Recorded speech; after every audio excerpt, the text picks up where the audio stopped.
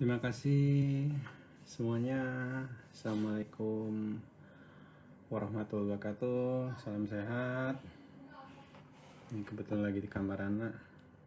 Apakah yang penting kita mau sharing-sharing sesuatu. Ya. Nah, 2 tahun ini kita kena suatu pandemi yang disebut COVID-19, dan itu tanpa kita sadari. Kita 2019 kita ya menjalani kehidupan seperti biasa. Bulan Januari, Februari, dan Maret, setelah itu sampai sekarang ini benar-benar kita menghadapi banyak sekali ujian, ya.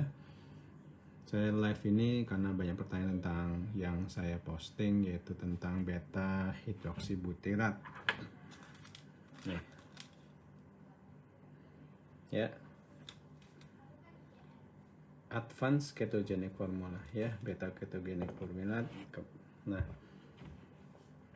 sebelumnya, jauh sebelum saya bahas masalah itu, jadi 2 tahun kita ini udah terpisah. 2 tahun ini kita menjalani banyak hal, meraba-raba apa yang terbaik dari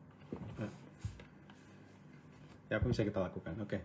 Jadi saya bicara nggak usah pakai teks saja. Jadi gini, kebanyakan kasus-kasus ini kita sendiri sebelum COVID ini tahun 2030 kita itu sebenarnya ditarget sama WHO untuk mengurangi namanya penyakit degeneratif, yaitu degenerative disease. Nah, penyakit degeneratif itu adalah penyakit yang istilahnya dia adalah satu arah, aging proses, semua menuju ke satu arah. Nah, dari semua itu penyebabnya banyak. Nah, salah satunya itu adalah banyaknya inflamasi dalam tubuh kita. Inflamasi itu macam-macam modelnya. Ada yang terkontrol, ada yang tidak terkontrol. Nah, kemudian semua itu juga berawal dari perubahan pola hidup kita yang sedentary life.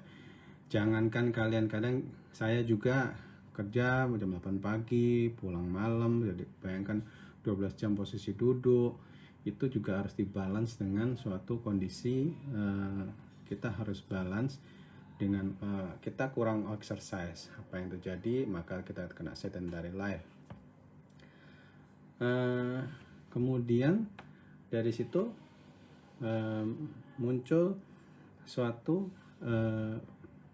istilahnya suatu virus baru, ya. Jadi dari degeneratif tadi saya loncat ke COVID. Dari degeneratif tadi banyak penyakit, ya. Karena kalau saya bilang ini adalah suatu pandemic physical inactivity. Jadi suatu kondisi yang disebabkan oleh ketidakaktifan kita. Bayangkan aja, kita yang dulu kita naik sepeda kemana, mungkin paling nggak kita naik motor, kita jalan TPW, kita tidak semua sudah ada di tangan, ya. Kita gocekin, jadi kita jadi benar-benar kurang bergerak, kurang moving. Apa yang terjadi ketika kita kurang moving? Tentunya manusia itu cenderung dia itu mencari sesuatu yang nyaman, yang hedon, ya kan. Dia mencari sesuatu yang hedon, yang mudah, sehingga membuat kita ini lebih gampang. Padahal sebenarnya life itu is moving, ya. Jadi kalau dulu zaman kita muda, ini di tulang, ya, dan jadi ada namanya osteoblastik sama osteoklas. Osteoblastik itu adalah yang membangun, osteoklas yang memecah. Ketika kita sedentari, lebih banyak yang memecah. Dia breakdown.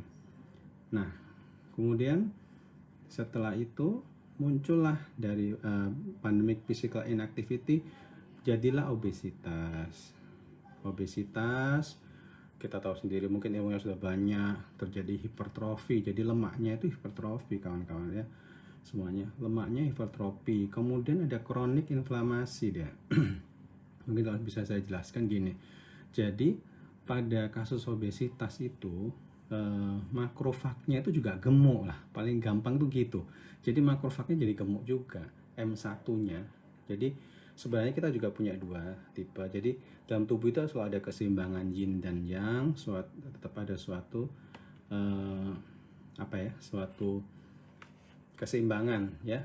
Nah, makrofag yang M1 kalau kita udah low chronic inflammasi, karena kita kan tahu kegemukan itu sel lemaknya hipertrofi, kemudian muncul inflamasi, maka dia bergerak juga lambat.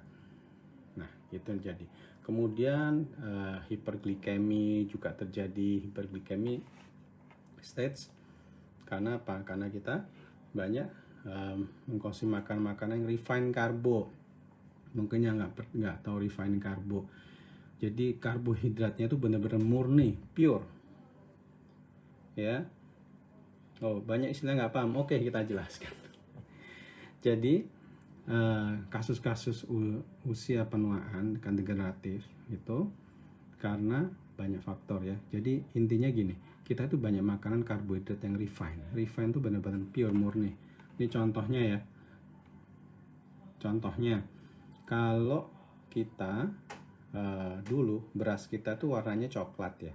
Berasnya kan coklat kan, itu karena dia memang masih ada seratnya. Kemudian dengan teknologi pangan itu menjadi putih. Pisang dulu banyak batunya, sekarang dengan teknologi pangan jadi benar-benar murni. Jadi ini benar-benar refined karbo. Oke. Nah, refined karbo ya. Terus terang kalau kita ini keluar dari rumah, kita tuh sulit sekali menghindari karbohidrat ya. Itu yang terjadi pada saya dulu ya.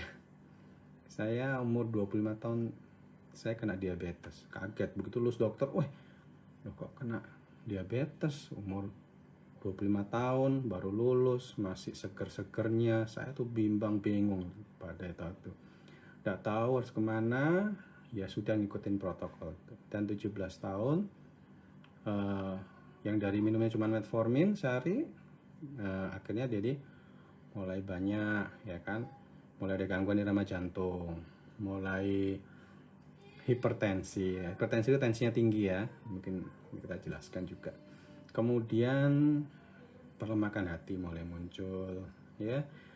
Kemudian timbul neuropati, bahkan sampai ada batu ginjal nggak kerasa sakit, nyumbat. Bahkan namanya ginjal kananku menjadi hidronefrosis.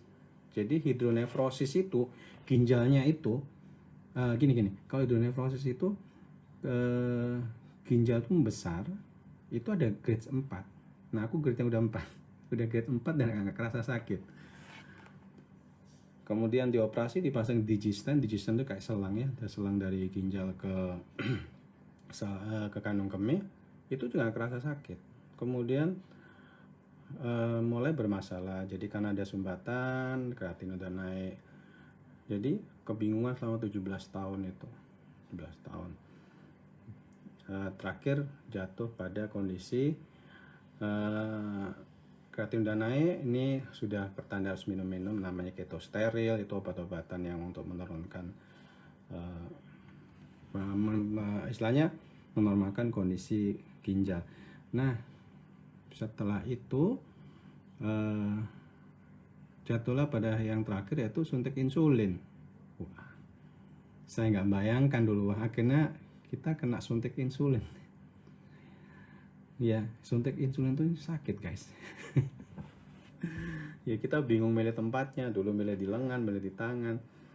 Nah, setelah itu ya tetap bahwa ternyata dengan suntik insulin itu harapan kita kan bisa bertambah kurus, tambah lama makin gemuk ya, makin gemuk, dan berat udah 100, 110 dan segala macam. Kondisinya itu benar-benar buruk. Udah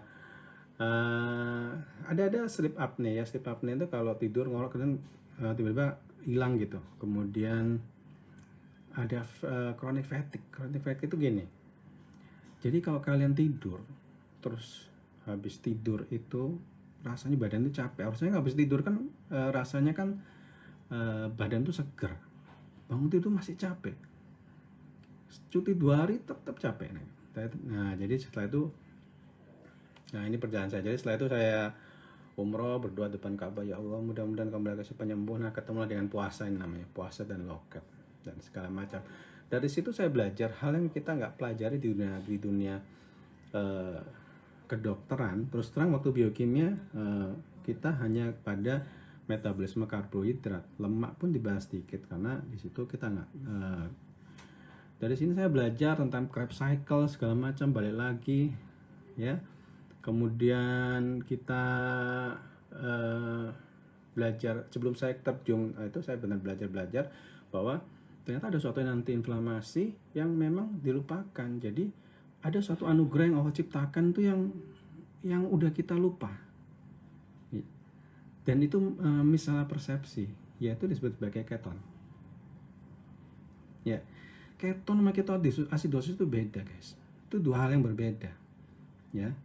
Kalau keton itu satu metabolisme, kalau kamu ketoasidosis itu dua metabolisme. Ya, ketoasidosis dua metabolisme. Itu terjadi kalau ya gulamu tinggi, ketonmu tinggi. Nah, oke, kita balik. Gimana gini? Jadi ada namanya Randle cycle ya, kok kita tahu. Nah, atau istilahnya yaitu istilah kimia. Jadi gini, tubuh itu kalau kita makan ya, kalau kita makan nasi padang ya, ada nasinya, ada santan, ada protein lauk dan segala macam. Nah, itu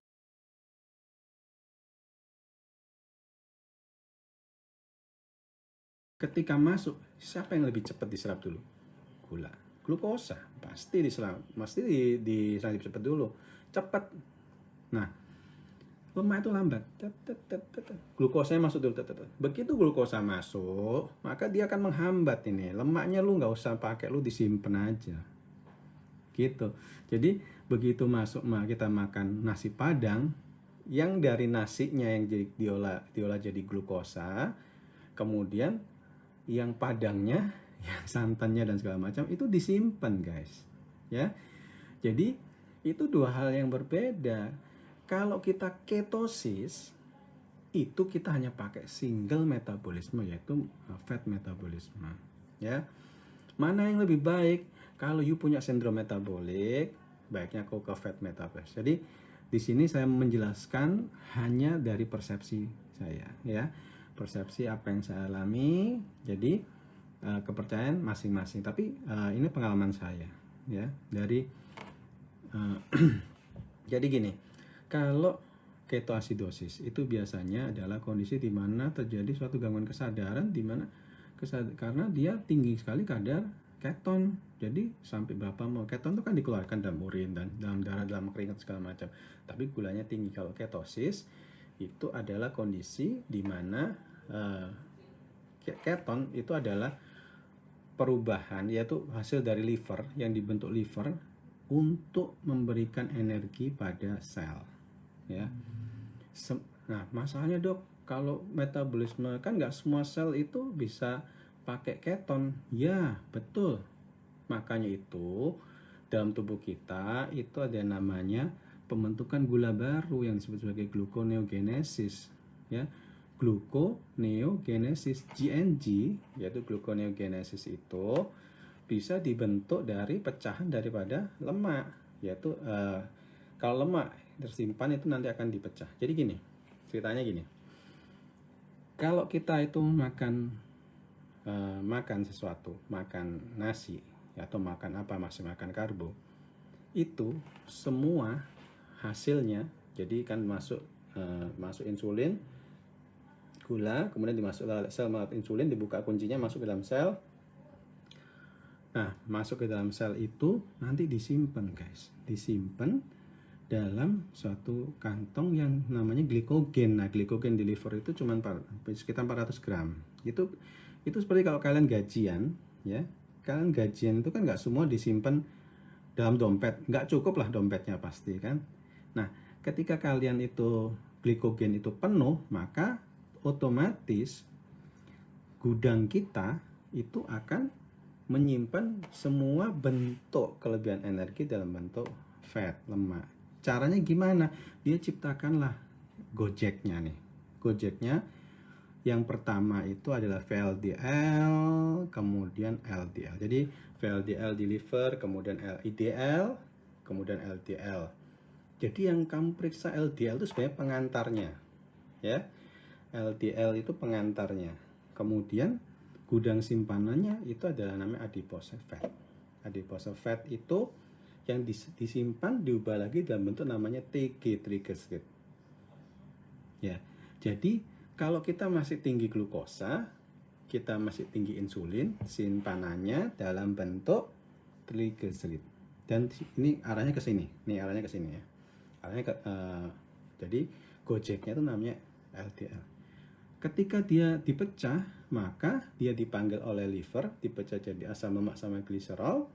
Asam lemaknya itu yang grabnya ya, kita menyebutkan nama lain ya, terpaksa nih, walaupun nggak disponsori.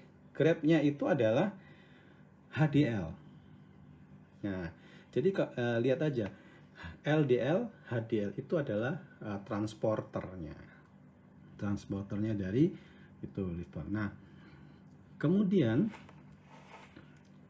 transporternya akhirnya dari situ bisa disimpan. Nah, simpanan kalian itu dalam bentuk gudang. Gak semua orang punya gudang, ya. Gak semua orang punya gudang. Jadi gini, ada orang tuh bisa menggemuk. Sebenarnya dia tuh self-fed, dia tuh punya cadangan besar. Sebenarnya dia tuh melarikan diri dari tingginya kadar gula dalam tubuhnya, ya. Gak semua kadar gula tinggi gak jadi diabetes ya.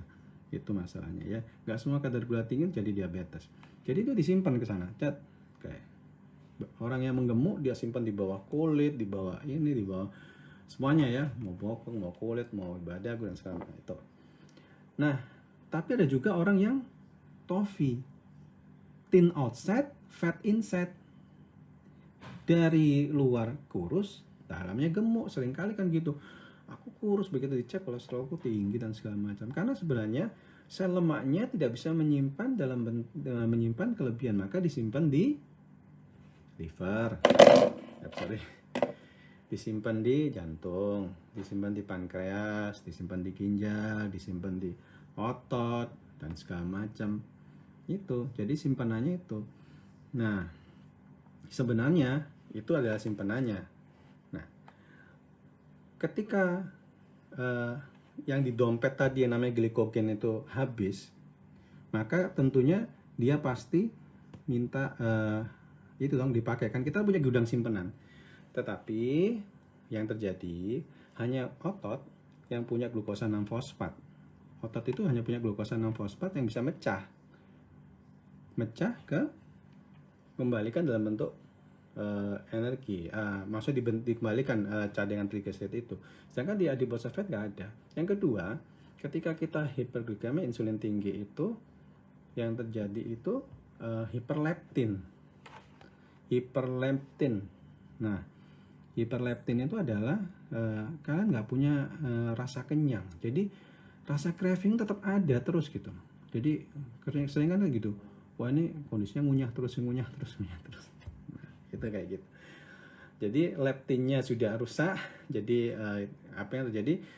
Yang terjadi ya pernah saya alami. Jam 6 kita sarapan, jam 7 nanti jam 10 cari camilan, jam 1 kita makan, jam 4 cari camilan, jam 6, jam 7 ya udah kita makan lagi ya, ditutup minum susu. Jadi itu yang terjadi. Ya, berarti kita makan 7 kali. Jadi sampai tubuh tidak mengenali cadangannya yang ada di dalam fat. Nah, kita kembali ke keton. Nah, kemudian ketika keton terbentuk, keton ini sebenarnya ada macam-macam bentuknya. Ada asetoasetat. Nah, yang kita bahas adalah beta hidroksibutirat yaitu BHB. Jadi keton itu adalah hasil bentukan ketika kita pakai metabolisme lemak. Jadi gini, ketika kita pindah metabolisme dari glukosa ke lemak, maka yang terbentuk awal tuh keton yang tinggi. Kenapa? Keton itu ngajari tubuh kita tuh pakai fatty acid. Ingat ya. Jadi ada keton, ada fatty acid, yaitu sel lemak atau ya sel lemak ya, asam lemak. karena kita pakai metabolisme keton, maka tubuh itu akan diajari gimana cara pakai asam lemak, ya. Itu istilahnya, kalau saya istilahkan, kalau keton ini kayak orang belajar nyetir ya, diajari dulu. Ada orang yang belajar nyetirnya cepat, ada yang lambat, yaitu namanya adaptasi ketosis ya, mungkin yang sudah ketosis tahu. Nah, kalau nah kemudian yang daerah sel darah merah dan daerah-daerah yang tidak bisa pakai keton, pakai apa? Kita pakai gluconeogenesis, membentuk gula sendiri. Kalau ceritanya itu gini, dulu kalau nggak salah ada anak yang terapung-apung ya di daerah Sulawesi itu, ketemu di Guam, dia 50 hari nggak makan, dia hanya makan ikan, terus dia makan. Jadi itu menunjukkan bahwa dia bisa survive. Orang itu bisa bentuk gula sendiri. Tentunya dia terapung-apung di laut itu selama 49 hari, dia tidak makan lontong, dia makan itu. Jadi dia makan apa yang ada. Jadi itu survival. Jadi tubuh itu bisa membentuk gula sendiri. Makanya gini, kalau orang diabetes, saya pernah diabetes, kita udah puasa nih, tapi ketika dicek gulanya masih tinggi kadang. Karena sebenarnya gula darah itu adalah perpaduan daripada jumlah gula yang ada di dalam aliran darah dan juga hasil dari liver. Kadang si darah sudah turun, di livernya masih tinggi, gitu. Oke.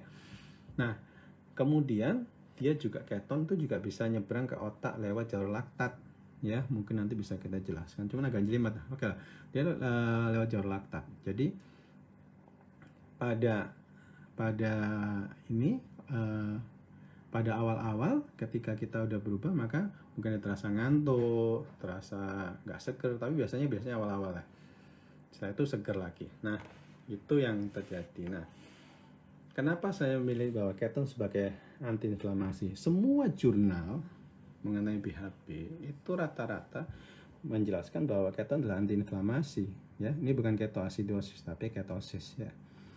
Keton adalah antiinflamasi. Kalau kalian cari di Wikipedia, ya, jadi mayoritas keton itu adalah bentuknya gini. Yang ini beli, tapi kalian bisa dapat gratis juga, yaitu antiinflamasi ini bisa kalian dapatkan ketika kalian puasa, ketika kalian low carb, ya. Low karbo itu, ya, yang dimaksud low karbo itu kalau mau bagus batasannya di bawah 50 gram, ya.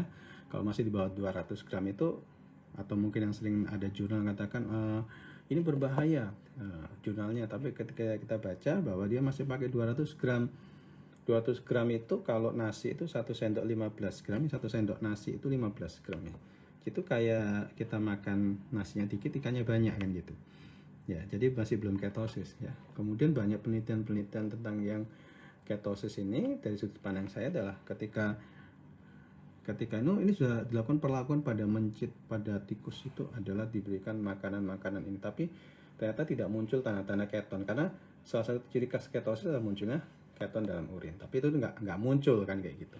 Nah, oke. Nah, jadi kemarin saya banyak bahas tentang COVID bersama tim penulis, yaitu banyak, ada 9 atau 10 orang. Di situ kita bahas bagaimana sih sebenarnya perannya keton ini. Nah, kalau kita tahu bahwa ini adalah sebenarnya alat bantu aja dalam tubuh kita, itu bisa bentuk sendiri di liver, ya. Ketika gini, kalau glikogenmu kosong, jadi glikogen kosong bisa apa? Puasa, atau kalian exercise yang HIIT, high interval training, itu glikogen kosong. Tetapi yang paling bagus adalah puasa. Makanya puasa itu sebenarnya antiinflamasi. Jadi jurnal pada kita cari jurnal tentang puasa itu sebagai anti radang, antiinflamasi. Jadi saya yakin Allah itu menurunkan penyakit beserta obatnya, ya. Nah, jadi kalau kita menurunkan penyakit itu beserta obatnya, pasti kita tahu bahwa intinya bahwa obat itu juga akan tersedia. Dan jadi seringkali kita bikin tagline bahwa be a bad host for COVID-19 ya, dan jadilah host yang buruk COVID-19 karena di situ ternyata juga metabolisme glukosa. Nah, beberapa jurnal menyebutkan bahwa efek pemberian keton ya, baik dari internal maupun eksternal ya, itu membantu untuk antiinflamasi pada kasus COVID, kasus HIV, kasus orang atrofi ya. Bahkan di banyak hidroksibutirat ini yang digunakan untuk suplemen olahraga, dan itu memang tidak, istilahnya dalam dunia doping tidak termasuk doping karena itu termasuk adalah sudah disetujui. Jadi dia meningkatkan ukuran otot yang diinduksi oleh olahraga, kekuatan ketahanan otot dan massa tubuh tanpa lemak. Nah, pemberian ini itu paling bagus kalau kalian juga lakukan rendah karbo. Nah, jadi kenapa saya bilang itu power antiinflamasi? Karena gini, sebenarnya yang terjadi pada COVID, ketika tubuh kita itu terkena COVID, dia nempel ke badan kita nih. Dia itu kan RNA virus. RNA itu protein mutasi, dia nempel. Nah, ke badan kita dia bereplikasi, dia butuh glukosa. Ya, glukosa yang akan diambil itu akan dibentuk untuk pembentukan inti sel, untuk pembentukan dia pembentukan tubuhnya. Nah, pembentukan tubuhnya itu butuh glukosa tinggi. Kalau kita ketika terkena serang dan mulai bergejala, kemudian kita tetap banyak makannya yang tinggi karbohidrat atau refined karbo dengan tinggi glukosa, yang terjadi kita memberikan makan pada virusnya. Ya. BHB ini ketika bisa kita dapatkan dalam tubuh kita ketika kita puasa ya, ketika kita nggak makan karbohidrat berlebih. Kalau nggak makan karbohidrat berlebih, tentunya insulinnya rendah, glukagonnya tinggi. Glukagonnya tinggi, dia merangsang untuk lipolisis. Nah, sebenarnya lipolisis yang terjadi itu buat apa? Jadi seringkali pada kasus-kasus COVID itu tiba-tiba gula darah naik mendadak. Sebenarnya yang terjadi itu mekanismenya, kalau dari sudut pandang saya, bahwa gula darah naik itu karena tubuh tidak menggunakan glukosa sebagai sumber energi waktu itu. Karena ketika ada sickness anoreksia di situ, maka tubuh itu menggunakan fatty acid atau sel lemak sebagai sumber energi. Ini pada kasus sickness anoreksia yang sudah benar-benar dia nggak bisa makan ya, benar-benar udah itu. Nah, jadi intinya di sini adalah kenapa harus mengurangi karbohidrat berlebih? Karena begitu kita menderita suatu penyakit atau sakit, sebenarnya tubuh dalam kondisi lying down, maka kita jangan sampai memberikan nutrisi kepada COVID-nya itu sendiri. Jadi nanti tiba-tiba gula tinggi. Bahkan ada jurnal tuh yang pakai PET scan pada kasus COVID yang tanpa sadar. PET scan tuh kalau di dalam dunia kanker itu untuk mengukur kadar gula yang bisa diserap oleh sel kanker itu. Nah, ternyata berkumpul pada daerah-daerah yang banyak mengalami glikolisis, banyak mengalami kadar gula, sehingga itu menjadi petunjuk bahwa COVID ini membutuhkan gula untuk berkembang. Dan ketika itu kita biasanya kan diberikan terapi untuk menurunkan kadar gula.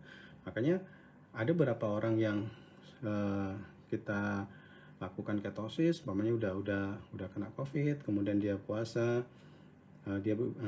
bukan puasa ini sebenarnya gini, jangan dipikir puasanya kayak puasa Ramadan, ini yang salah. Jadi intinya banyak minum air, puasa itu banyak tidur. Jadi gini, kenapa saya sarankan tidur? Tidurnya 8-10 jam sehari. Karena dengan tidur kan pasti kita nggak makan kan, nggak ada orang tidur terus makan. Ya, jadi ketika kita tidur kita nggak makan itu termasuk puasa juga. Ya, 8 jam. Kemudian setelah itu ditambah begitu bangun kita makan makanan yang tidak banyak karbohidrat, tidak banyak ini. Ini pada kasus-kasus pada kasus COVID yang awal, yang istilahnya belum severe ya, belum severe. Itu adalah pencegahan fatalitas ya. Jangan sampai kita jadi fatalitas, karena begitu kita kena COVID, begitu kita istilahnya kena sindrom post COVID, ini masalah juga masih ada. Jadi tidak selesai sampai di sini, masalah itu masih ada.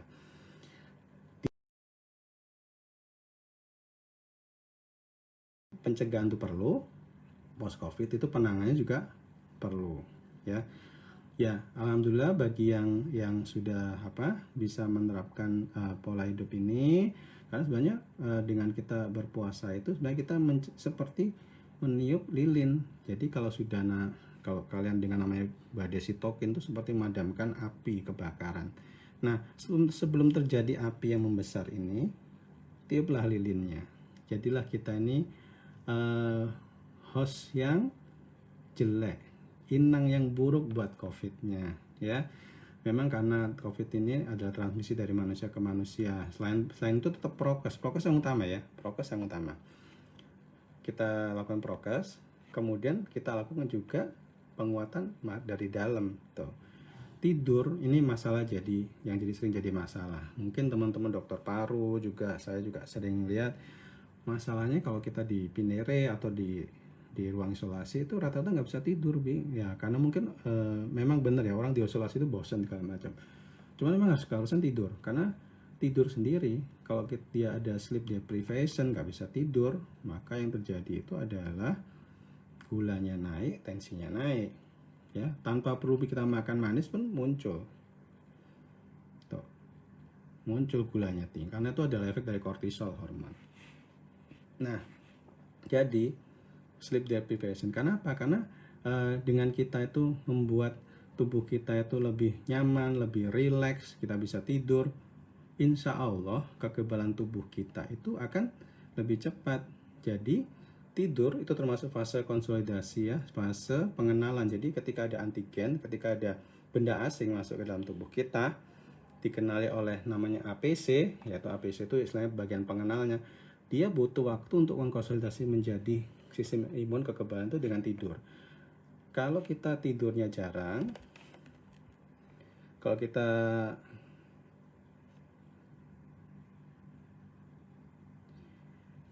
kita ini tidurnya kurang, maka yang terjadi itu adalah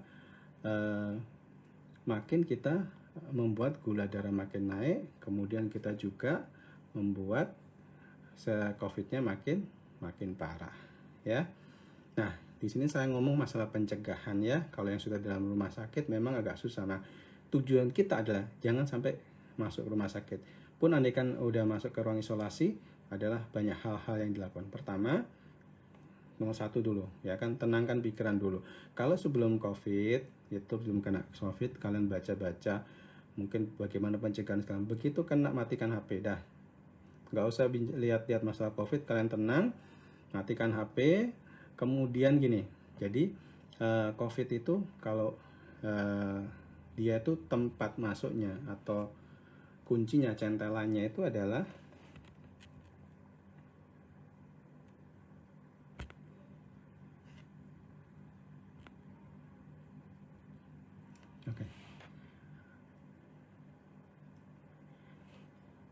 ya, COVID itu contohnya adalah di S reseptor ya, di S reseptor. Jadi S2 reseptor itu ada di seluruh tubuh guys. S2 reseptor ya, mungkin sekarang banyak belum paham, mungkin yang dokter-dokter tidak paham. S2 reseptor ada di seluruh tubuh. Jadi dengan adanya S2 reseptor itu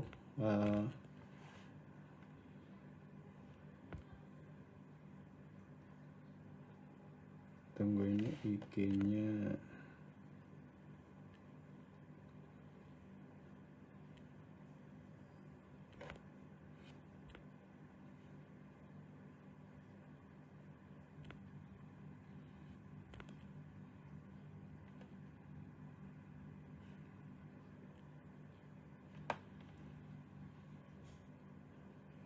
ya.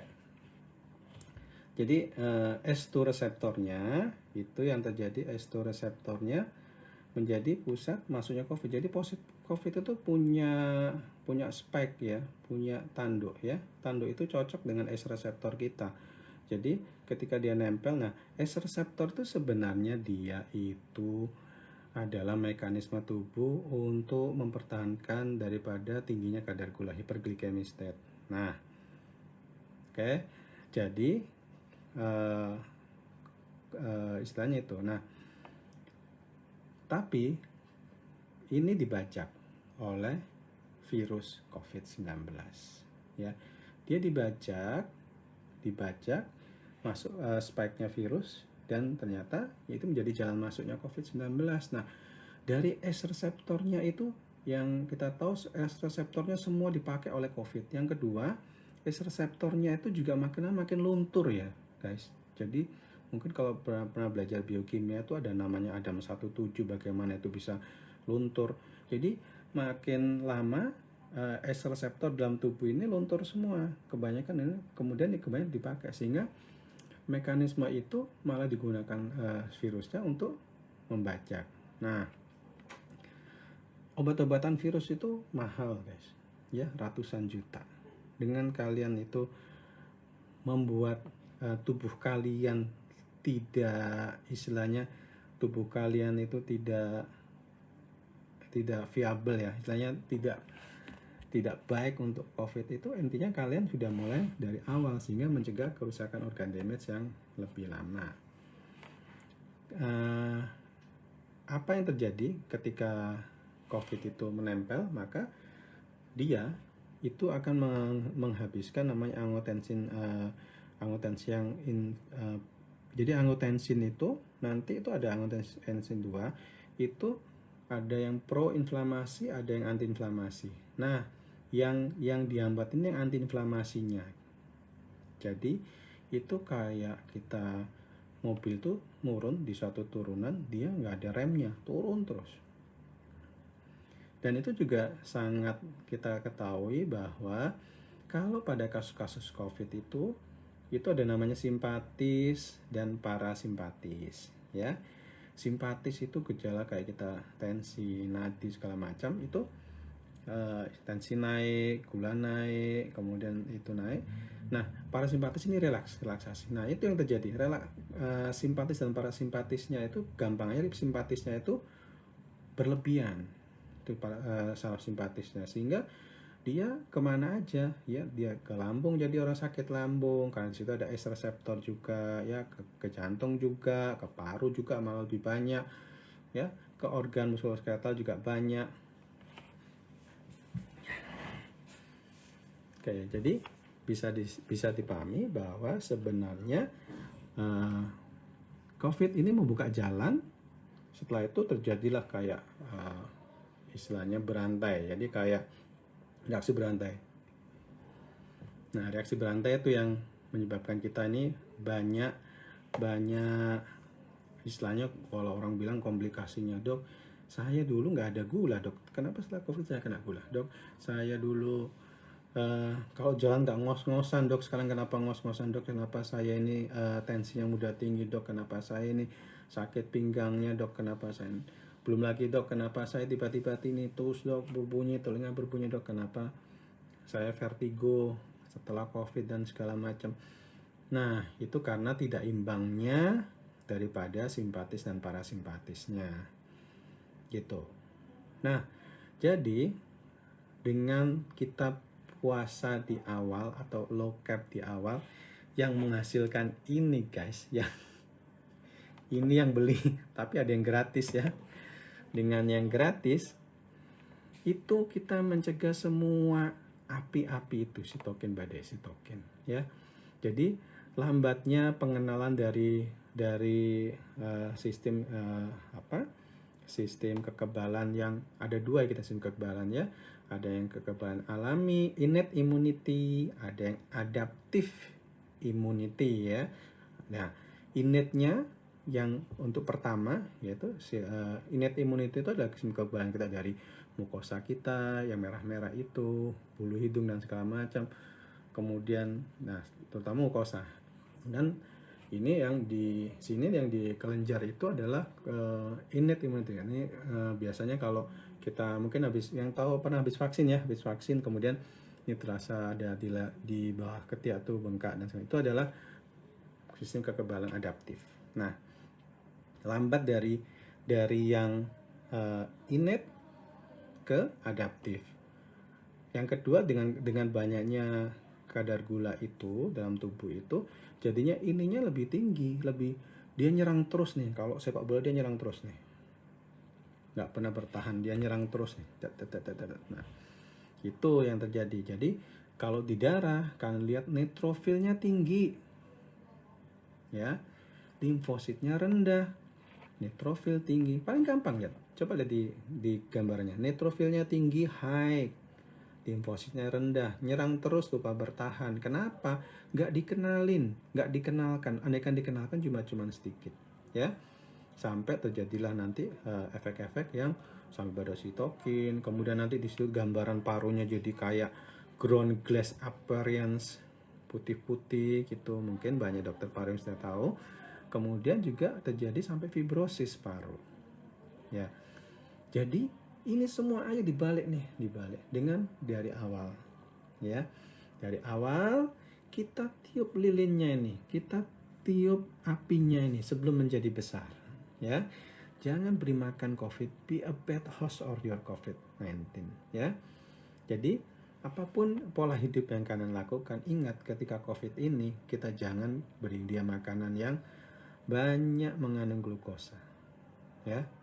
Ingat, ya, cari yang gratis, nggak usah cari yang mahal. Kalau kalian beli ini mahal, cari yang gratis. 3, kalau orang Jawa, merem,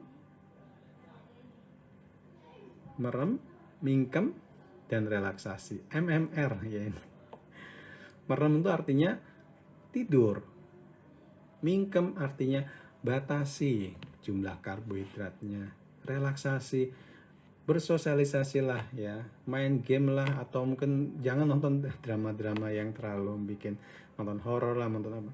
Jadi itu. Jadi intinya gini. Jadi virus itu ada, tapi pencegahan itu ada, ya. Ketika sebelum COVID kan bisa cegah, ya, dengan sesuatu yang bisa kita hasilkan dalam tubuh kita sendiri. Ketika sudah kena COVID, apa terjadi? Apa kita ini, Dok? Apa kita terlambat? Tidak ada yang terlambat. Turunkan, riset dengan tidur. Mungkin kalau nanti kita ngobrol lagi masalah tidur, itu ada namanya tidur yang REM, ada yang non REM, ya, ada yang gerakan matanya cepat, tek tek tek tek tek tek.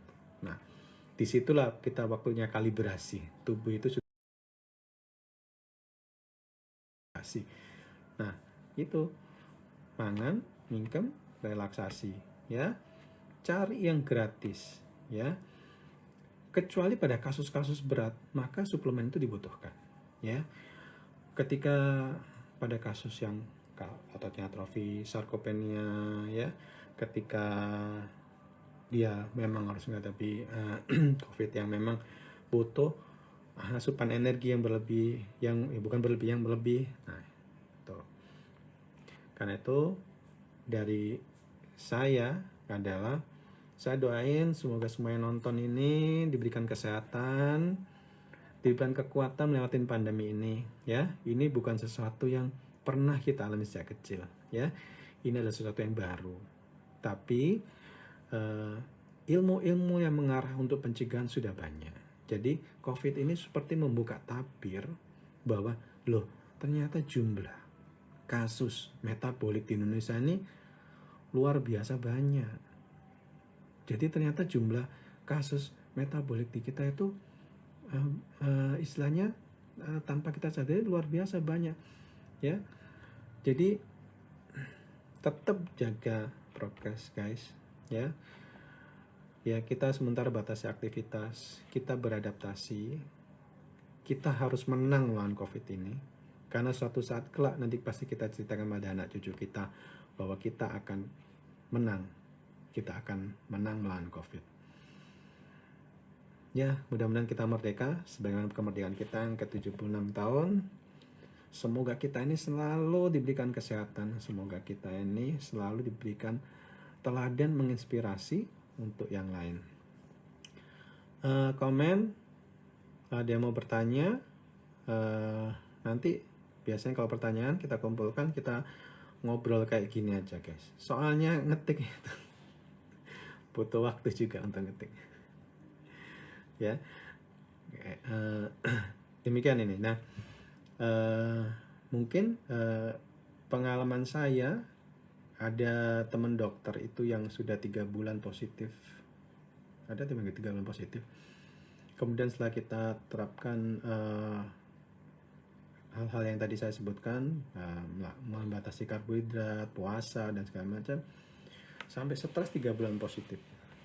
Akhirnya setelah seminggu 2 minggu negatif.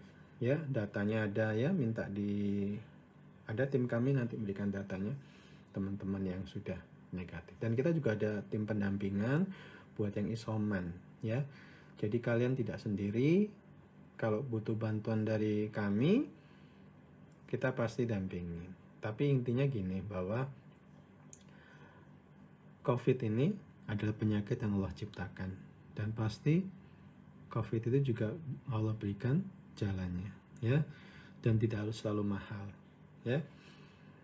Oke, mungkin ada pertanyaan. Rasanya demikian dari saya di hari Jumat. Sampai ketemu di lain kesempatan. Terima kasih, semoga